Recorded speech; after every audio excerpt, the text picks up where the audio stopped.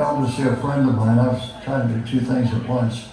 And we went to this record company where I'd been working, and Bill and I had written that morning, and he lived in Dixon, which was 40 miles out of Nashville.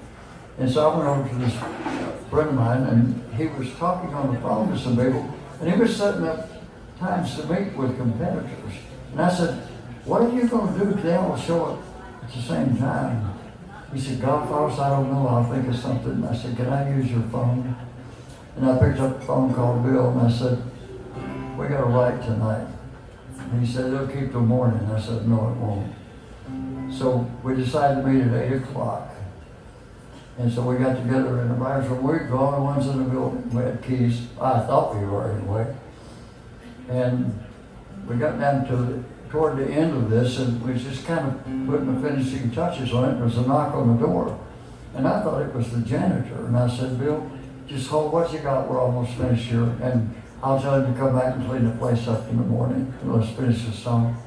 He said, okay. Went to the door and opened it. It was a guy named Jim Vino, who was Hank Jr.'s producer, and his office was right down the hall from our writer's room. He said, Foster, when you guys finish that song, I think you're calling and I'll think of something. He said, make a little tape copy of it and slide the lyric under my door. I'm going to cut that on Hank Jr. tomorrow night at 6 o'clock. So he did, and it's the first time Hank Jr. had been inside the top 10. He went to 7 with this. 18 years later, Mark Chesnutt found it and took it to number 1. And I didn't know it until a few weeks ago that Loretta Lynn had changed a couple of words in it and done it in an album. So anyway, I'll let you try to do it. I don't know how I'll get her off my mind, but give me time, I'll think of something. I can't say today that I'm alright, oh, but by tonight I'll think of something. I'll find so many things to do, I won't have the time to think of her.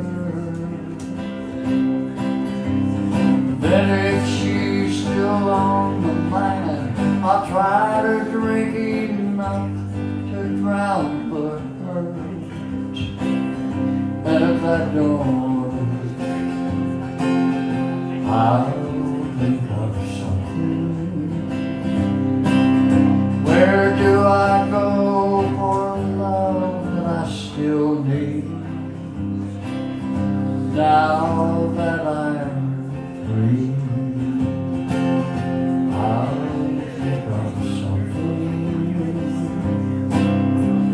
And if someday by accident we meet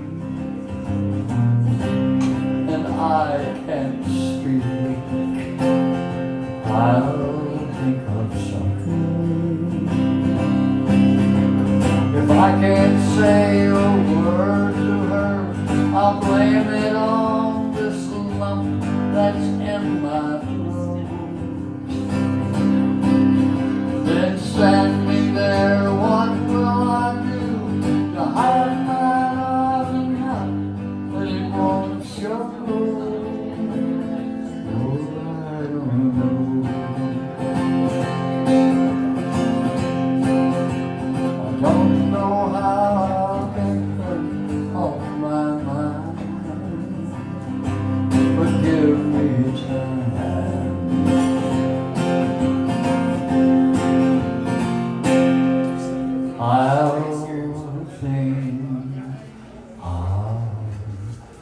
Something.